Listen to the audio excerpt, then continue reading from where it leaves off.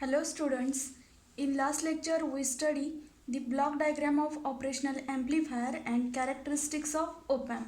In this lecture we study the applications of operational amplifier. The applications of amplifier are two types, linear applications and non-linear applications. First we study the linear applications. In linear applications there are non-inverting operational amplifier, Op-Amp as buffer, inverting operational amplifier, Op-Amp as inverter, Op-Amp as adder and Op-Amp as subtractor. These are included in the linear applications. हे applications linear applications अशासाठी म्हटले जातात की ह्यांचे जे काय outputs आहेत the outputs of these amplifiers are in phase with the input, म्हणून त्यांना काय म्हटलं जातं तर लिनियर ॲप्लिकेशन्स. मग फर्स्ट लिनियर ॲप्लिकेशन आहे आपलं non inverting operational amplifier. Non inverting operational amplifier असं का नाव आहे तर ऑपरेशनल ॲम्प्लिफायरचे दोन इनपुट्स कोणते जे आपण लास्ट लेक्चरला बघितले, एक इन्व्हर्टिंग इनपुट आणि एक non inverting input. Inverting input denoted केला जातो मायनस साईननी आणि नॉन इन्व्हर्टिंग इनपुट डिनोटेड केला जातो plus साईननी. In case of non-inverting operational amplifier, the input voltage Vi is given to the non-inverting input terminal and inverting terminal is grounded. Therefore, it is known as non-inverting operational amplifier. म्हणजेच काय, non inverting operational ॲम्प्लिफायरमध्ये input voltage non inverting टर्मिनलला दिलं जातं आणि जे दुसरं input आहे कोणतं इन्व्हर्टिंग त्याला काय केलं जातं ग्राउंड केलं जातं, म्हणून त्याला काय म्हटलं जातं non inverting operational amplifier. The circuit diagram shows the non inverting operational amplifier. In this non inverting operational amplifier the non-inverting terminal is applied a input voltage Vi. The inverting terminal is grounded with a input resistor Ri. The output voltage is feedback back to the inverting terminal through the feedback resistor Rf. He first diagram आणि second diagram दोन्ही same आहेत. आता ह्याच्यामध्ये बघा second डायग्राममध्ये बघा inverting टर्मिनलला काय अप्लाय केलं आहे आपण Rf आणि Ri दिलेले आहेत तेच कुठे आहेत आपल्या फर्स्ट डायग्राममध्ये आहेत. आणि जो नॉन इन्व्हर्टिंग टर्मिनल आहे त्याला काय दिला आहे plus voltage that is applied voltage Vi आणि dual power supply plus V and minus V that is plus VCC and minus VEE. तर आता इथं काय बघितलं आपण नॉन इन्व्हर्टिंग ॲम्प्लिफायर का म्हटलं जातं तर इनपुट अप्लाय केलं जातं नॉन इन्व्हर्टिंग टर्मिनलला आणि इन्व्हर्टिंग टर्मिनल ग्राउंड केला जातो. फीडबॅक कशाच्या थ्रू दिला जातो तर फीडबॅक रेजिस्टर Rf. मग इथं या सेकंड डायग्राममध्ये काय दिसतं आपल्याला Rf आणि Ri हे काय होतात acts as a voltage divider circuit. म्हणजेच काय इथं हा Vo आहे, Voला काय अप्लाय केलं आहे आपण feedback resistor Rf and then input resistor Ri and then it is grounded. Ri Rf Vo आणि ह्या मिडलचं जे काय व्होल्टेज आहे ते काय त्याला आपण नाव दिलं आहे पॉईंट ए आणि तो काय अक्रॉस दिस इन्व्हर्टिंग टर्मिनल. म्हणजे इन्व्हर्टिंग टर्मिनलचं जे काय व्होल्टेज आहे Va is equal to voltage of voltage divider circuit. मग आता ते व्होल्टेज डिवायडर सर्किटमुळं ह्या पॉईंट ए जवळचं जे काय व्होल्टेज आहे ते काय असतं तर Va is equal to Vo into Ri divided by Ri plus Rf because of the voltage divider formula. The voltage at this point A is equal to Vo into Ri divided by Ri plus Rf. आता second condition काय बघायचे तर याचा जो काय open loop gain असतो last लेक्चरमध्ये बघितलं आपण कॅरेक्टरिस्टिक्स ऑफ ऑपरेशनल ॲम्प्लिफायरमध्ये दोन गेन्स असतात open loop gain and closed loop gain. जो ओपन लूप गेन आहे तो डिनोटेड केला जातो एनी आणि तो इक्वल कशाला असतो आउटपुट टू दी इनपुट. आता in case of this operational amplifier inverting input and non inverting inputs काय नसतात तर इक्वल नसतात, त्यामध्ये डिफरन्स असतो. त्या डिफरन्सला काय म्हटलं जातं तर एरर व्होल्टेज व्ही एरर म्हटलं जातं आणि तो डिनोटेड केला जातो स्मॉल व्ही. म्हणजे जे काय इनपुट व्होल्टेज आहे Vi ते कशाला इक्वल असतं तर स्मॉल व्ही.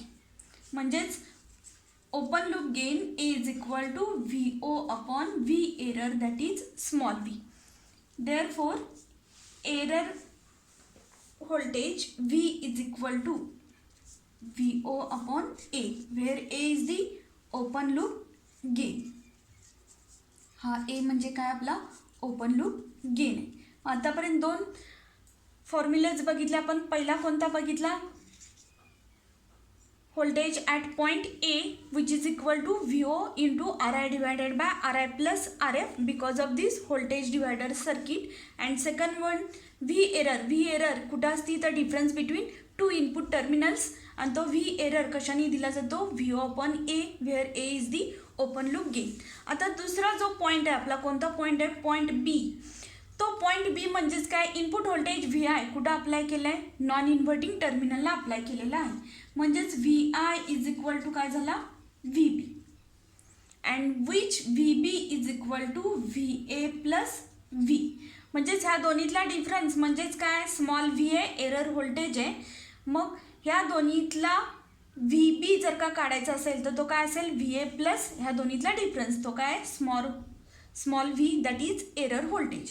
ह्याच्यामध्ये हे दोन्ही इक्वेशन जे V is equal to V O by A हा सेकंड इक्वेशन मिळाले, हे दोन्ही आपण ह्यामध्ये घालूया. V A is equal to काय?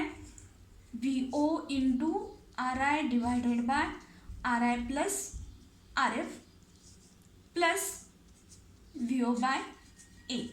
हे दोन्ही इक्वेशन झाले. म्हणजेच काय? इथं हा काय? V I. Then next V I is equal to V O काय करणार आहे आपण? कॉमन काढणार आहे. काय आला मग? R I divided by R I plus R F plus 1 upon A. आता लास्ट कॅरेक्टरिस्टिक्समध्ये आपण काय बघितले? हा ए काय असतो? इन्फानाईट असतो.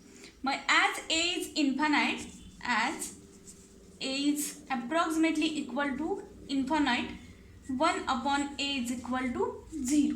1 अपॉन ए काय येईल? 0 येईल. त्यामुळे काय होणार आहे? हा जो काय कॅल्क्युलेशन आहे म्हणजे V I is equal to काय असेल? V O in bracket R I divided by R I plus R F as 1 upon A is equal to 0. Then next काय असेल बघा? हा V I is equal to काय मिळाला आपल्याला आता? V O in bracket R I divided by R I plus R F. मग आता गेन काय असतो? V O by V I is equal to काय येईल मग? V O by V I is equal to R I plus R F divided by R I. हा V O by V I म्हणजेच हा कसला आला आपला? Closed loop gain A C L which is equal to, हा जर का solve केला तर काय मिळेल आपल्याला? 1 plus R F upon R I. This is the closed loop gain of that non inverting operational amplifier. ठीक आहे. फर्स्ट फॉर्म्युला मिळाला आपल्याला. Closed loop gain of this non inverting amplifier is equal to 1 plus R F upon R I. आता ह्या वरच्या फॉर्म्युल्यानुसार V O upon V I is equal to काय? R I plus R F into divided by R I.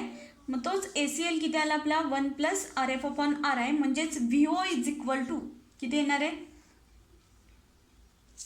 1 plus R F upon R I into V I. This is the output equation for the non inverting operational amplifier. ठीक आहे. मग हा जो काय closed loop gain आहे तो कशावरती dependent असतो? Depends upon the values of feedback resistor and input resistor. त्याच्यावरती तो क्लोज्ड लूप गेन काय असतो? डिपेंडंट असतो.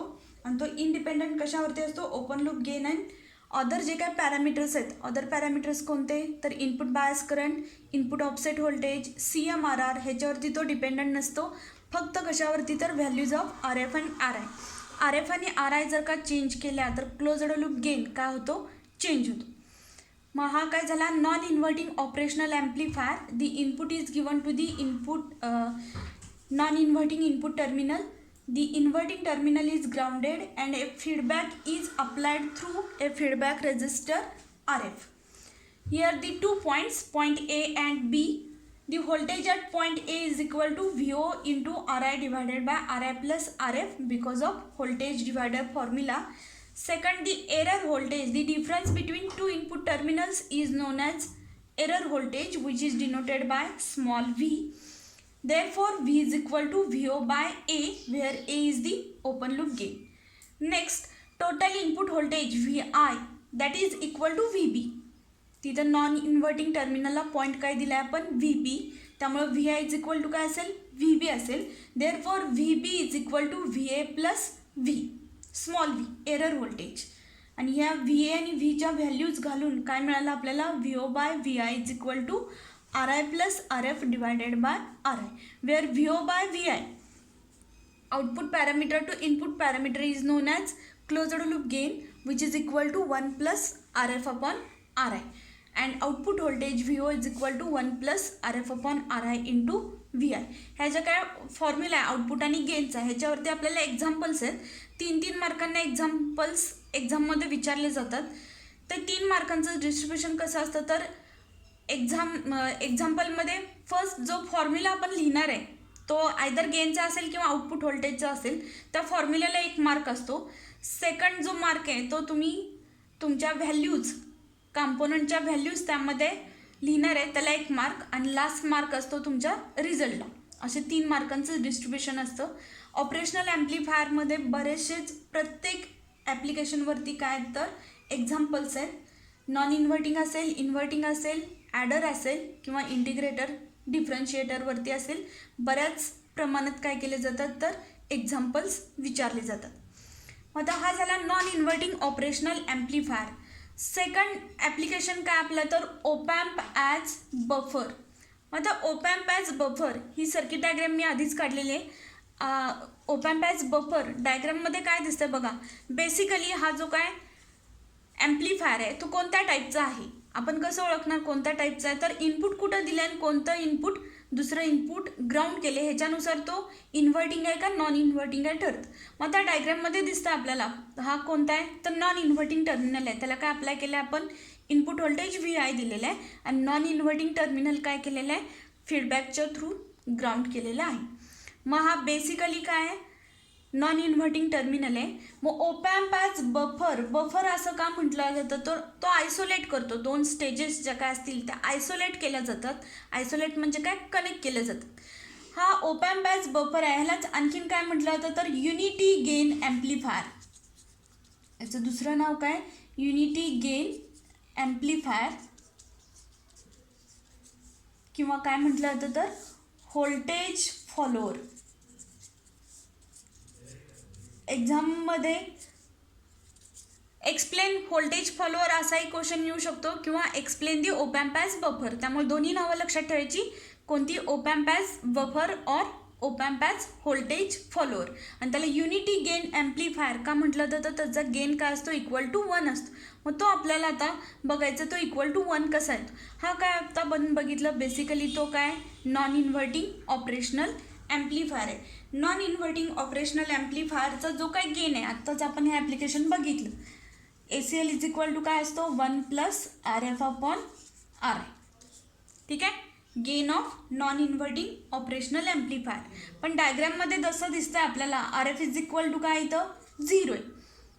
RF 0 आहे, त्यामुळे ACL जो क्लोज्ड लूप गेन आहे तो किती येणार आहे.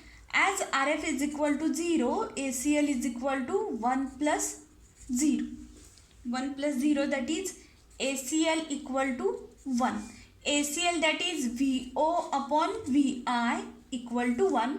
Therefore VO equal to VI, which is the equation of op-amp as buffer.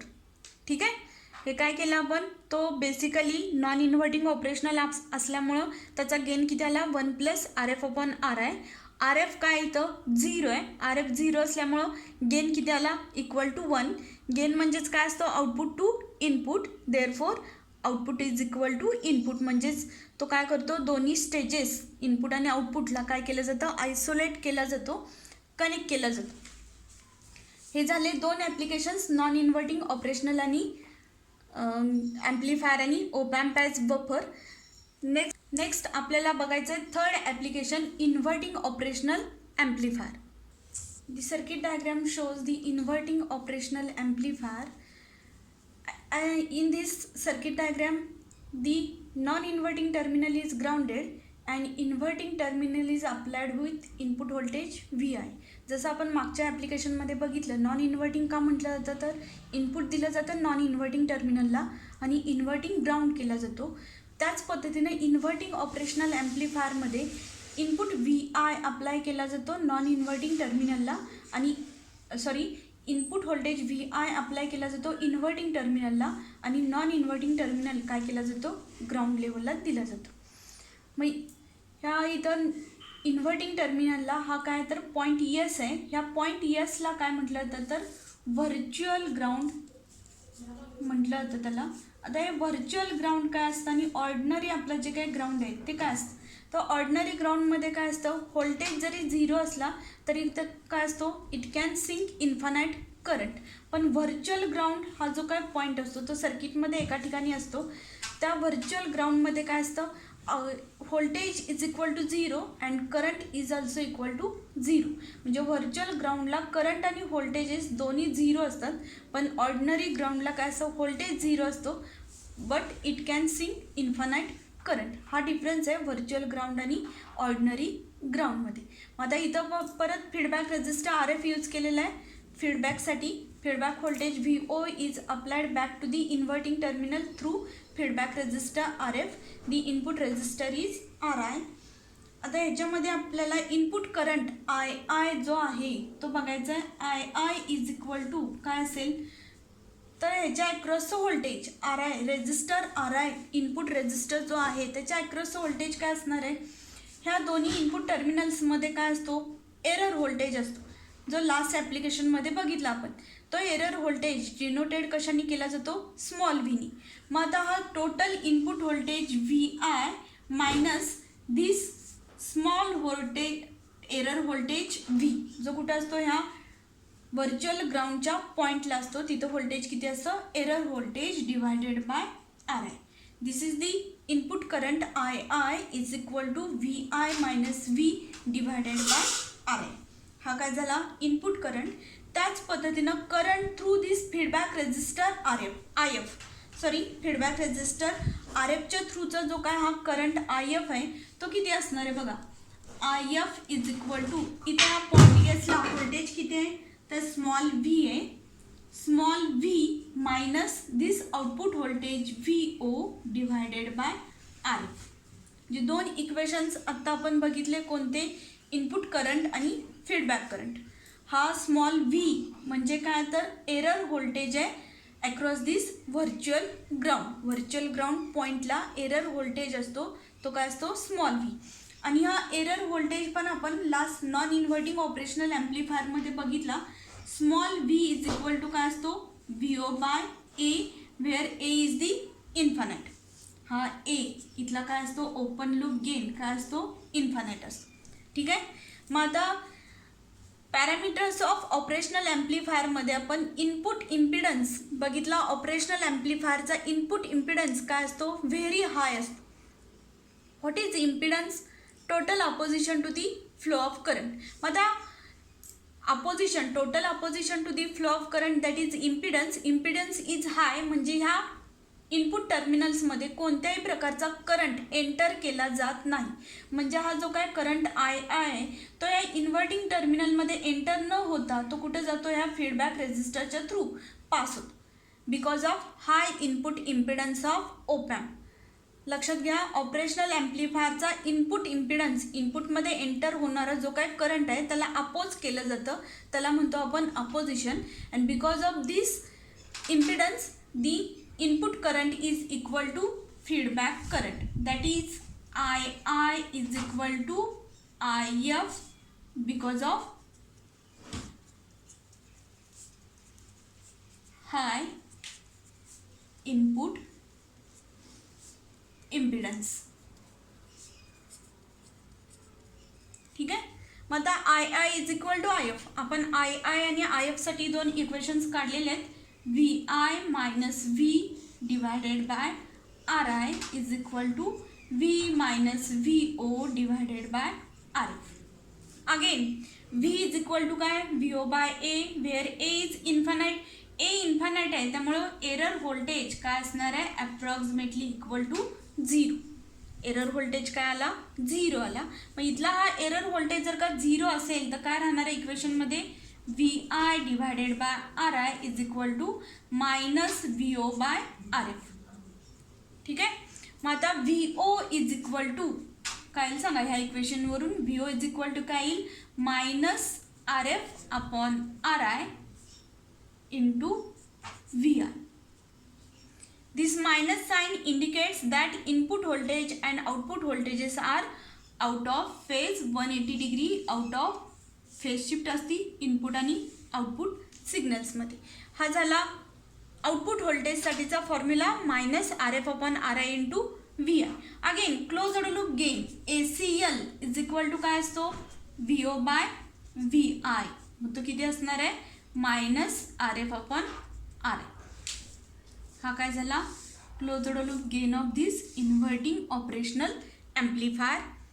ठीक आहे. हे काय झालं आउटपुट व्होल्टेज आणि gain of inverting operational amplifier. आणखीन एकदा आपण रिपीट करूया.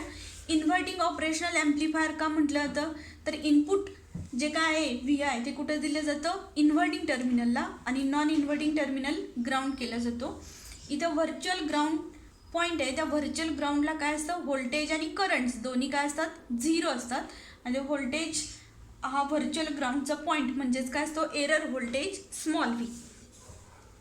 First the input current II is equal to VI minus V divided by RI and feedback current IF is equal to V minus VO divided by RF.